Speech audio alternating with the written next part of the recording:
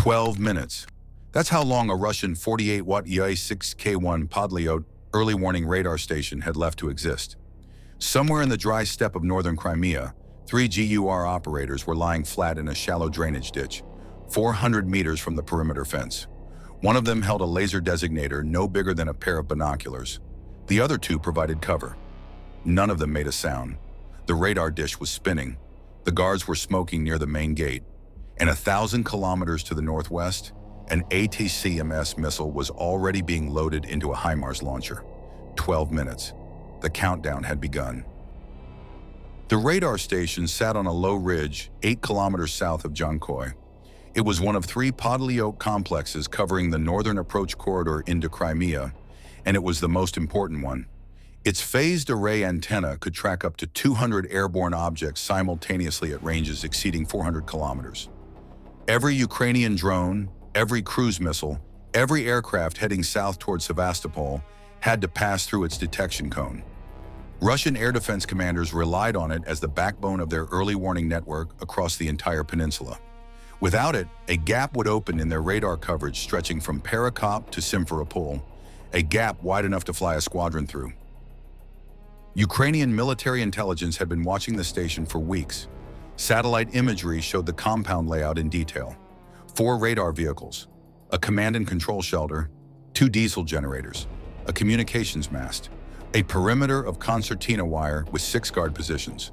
The station operated around the clock with a crew of roughly 40 personnel, rotating in 12-hour shifts. The shift change happened at 6 in the morning and 6 in the evening. That was the window. At shift change, the compound would be at its most crowded and its most distracted. GUR planners studied the approach routes. The nearest Ukrainian-controlled territory was more than 100 kilometers away. The operators would need to infiltrate across occupied farmland through 3 Russian checkpoint zones, moving only at night, carrying 50 kilograms of equipment each. The laser designator weighed 11 kilograms on its own. The mission timeline called for 4 nights of movement and 2 days of concealment in pre-scouted hide positions. Extraction would happen by a separate route after the strike. If the strike failed, extraction might not happen at all. The 3-man team crossed the contact line on a moonless night, moving south through irrigation channels that hadn't carried water in 2 years. Their route had been planned using commercial satellite imagery, overlaid with thermal scans from a reconnaissance drone flown 48 hours earlier. Every Russian checkpoint, every patrol route, every guard post was marked on their tablets. They moved 4 kilometers per hour, slow enough to stay silent, fast enough to reach the first hide position before dawn. By the second night, they had passed through the most dangerous sector. A Russian motorized patrol had driven within 60 meters of their position while they lay motionless in a sunflower field. The patrol stopped. A soldier stepped out to relieve himself. The operators could hear him talking on his phone. He got back in the vehicle. It drove away. The team resumed movement 11 minutes later. On the 3rd night, they reached the observation position, a shallow drainage ditch running parallel to an agricultural access road 400 meters north of the radar compound. From this position, the laser designator had a clear line of sight to the main radar vehicle. They settled in. Camouflage netting went up, thermal blankets underneath to mask their heat signature from Russian drones. They reported their position to the command center using a burst transmission lasting less than 2 seconds. The response came back in a single coded phrase. The strike was confirmed for the following evening. All they had to do now was wait.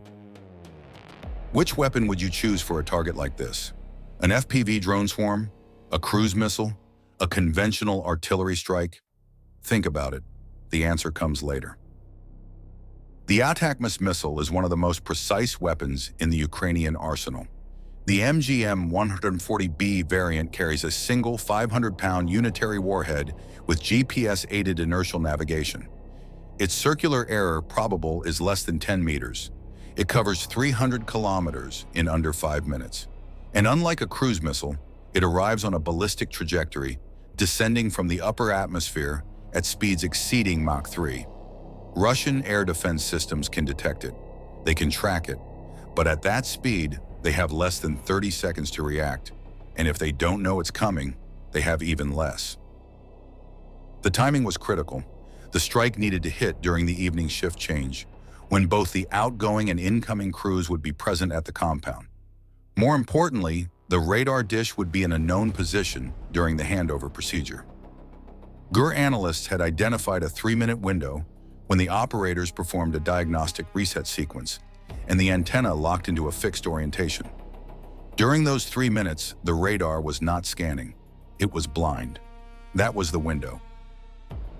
At 17:42, the GUR team reported visual confirmation. Vehicles were arriving at the compound. The shift change was beginning. Personnel were moving between buildings. The outgoing crew was assembling near the main gate. The incoming crew was heading toward the radar vehicles. Everything was proceeding according to the pattern observed over the previous weeks. The team activated the laser designator and they aimed it at the base of the primary radar vehicle. A beam invisible to the naked eye painted a dot on the target that a satellite overhead could read. Stay with me here. What happens in the next 12 minutes erases a critical piece of Russia's air defense network in Crimea. 1,000 kilometers away, the HIMARS crew received the fire mission. The coordinates had already been programmed. The launcher was positioned in a tree line near a highway, its 6-wheeled chassis hidden under camouflage netting. The crew had rehearsed this sequence dozens of times. Open the blast shields, elevate the launch pod, confirm coordinates. Fire. The entire sequence took 90 seconds. At 17:44, the ATACMS left the launcher. The rocket motor ignited with a roar that shook the ground for half a kilometer in every direction. Within 8 seconds, the missile was traveling at Mach 2 and climbing through 10,000 feet. The HIMARS crew immediately began their displacement drill, engine on, netting off, moving to an alternate position 7 kilometers away. They would be gone before any Russian counter-battery radar could calculate their location. The missile climbed through the atmosphere on a parabolic trajectory. At its apogee, it was traveling at over Mach 3.5, more than 4,000 kilometers per hour. Its GPS receiver was updating its position 12 times per second. The inertial measurement unit was cross-referencing with the pre-programmed coordinates. Error margin, less than 8 meters. The warhead was armed. The fuse was set for contact detonation. Back in Crimea, the radar station crew had no idea what was coming. The Podlyot system's own detection capability was temporarily offline during the diagnostic reset. The nearest operational S-400 battery was 40 kilometers to the south near Simferopol, and its radar was oriented toward the sea, watching for naval threats. The command and control network that should have provided early warning from other stations was running on a 5-second data refresh cycle.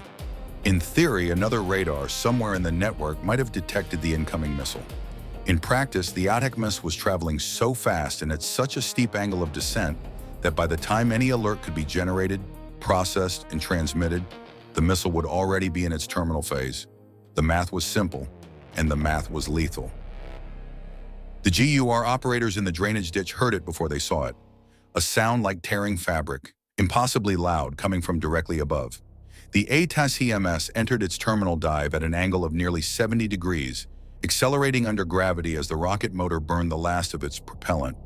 The operators pressed their faces into the dirt. The ground shook. At 17:56, the warhead detonated. The 500-pound unitary charge struck the primary radar vehicle at its base, exactly where the laser had been pointing. The explosion was instantaneous and catastrophic. The radar vehicle disintegrated. The blast wave radiated outward at supersonic speed, flattening the command shelter, rupturing the fuel tanks on both diesel generators, and throwing debris across a radius of over 100 meters. The communications mast snapped at its base and fell across the access road. A secondary explosion erupted as one of the diesel generators ignited, sending a column of black smoke spiraling into the evening sky. The phased array antenna that had been tracking 200 airborne objects was gone, vaporized, scattered across the steppe as fragments of twisted metal no larger than a playing card. The diagnostic reset screen that a technician had been staring at moments earlier was now a crater. The 6 guard positions along the perimeter were abandoned. The guards who survived had thrown themselves to the ground and were crawling toward whatever cover they could find. How many Russian air defense assets did this single strike neutralize? Was it just one radar station, or was it something much larger? Think about it. The answer's coming. Within minutes, the effect cascaded through the Russian air defense network. The Podlyot station had been feeding real-time track data to 3 S-400 batteries, 2 S-300 sites, and 4 Pantsir short-range systems across northern Crimea. Without its feed, those systems lost their long-range early warning capability. They could still use their own organic radars, but their detection range dropped from 400 kilometers to less than 100. The integrated picture that allowed Russian commanders to coordinate a layered defense collapsed. A sector covering over 12,000 square kilometers went from full coverage to fragmented point defense in less than 60 seconds. Ukrainian commanders had anticipated exactly this. The ATACMS strike was not a standalone operation. It was the first move in a sequence. Within 40 minutes of the radar's destruction, a flight of Ukrainian long-range strike drones crossed into the coverage gap. They flew at low altitude through the corridor that the Podlyot station had been watching. Without the early warning data, the S-400 batteries to the south never detected them until they were less than 50 kilometers out. By then, it was too late to engage. The drones struck a fuel depot near Dzhankoi, triggering fires that burned for 16 hours and destroyed an estimated 4,000 tons of diesel and aviation kerosene. The GUR team in the drainage ditch watched the fireball rise over the radar station from 400 meters away. They documented the destruction with stabilized optics, recording 30 seconds of footage that would later be verified by satellite imagery. Then they began their extraction, moving north, back through the irrigation channels, back through the checkpoint zones, back across the contact line. They traveled for 3 nights. They reached friendly territory without firing a single shot. The mission was complete. The answer to the question, a single ATACMS strike didn't just destroy one radar station. It collapsed an entire sector of Russia's integrated air defense network across northern Crimea. One missile, 500 pounds, 12 minutes from launch to impact, and the gap it created allowed follow-on strikes that destroyed fuel reserves worth an estimated $40 million. The total cost of the ATACMS round was approximately $1.5 million. The return on investment was extraordinary. Russian military commanders in Crimea faced an immediate crisis. Replacing a Podlyot radar station is not like swapping a broken part. The 48YA6K1 system is manufactured at a single facility in Russia. Production is limited. The training pipeline for operators takes months. Redeploying another station from elsewhere in the network means creating a gap somewhere else. Within hours of the strike, Russian forces began repositioning air defense assets to cover the hole. That repositioning pulled resources away from other sectors. Ukrainian intelligence tracked every movement. The tactical lesson is precise. A 3-man GUR team with an 11-kilogram laser designator and 4 nights of patience created the conditions for a single missile to reshape the air defense geometry of an entire peninsula. No massive ground assault, no air superiority campaign, no naval bombardment, 3 men in a ditch, a beam of light, and 500 pounds of high explosive arriving at Mach 3. Modern warfare rewards intelligence, precision, and timing above all else. Mass is no longer decisive, information is. Was the 3-man infiltration worth the risk? Could Ukraine have struck the radar station without ground-based laser designation, relying solely on satellite coordinates? What would you have done differently? The steppe around Dzhankoi is quiet now.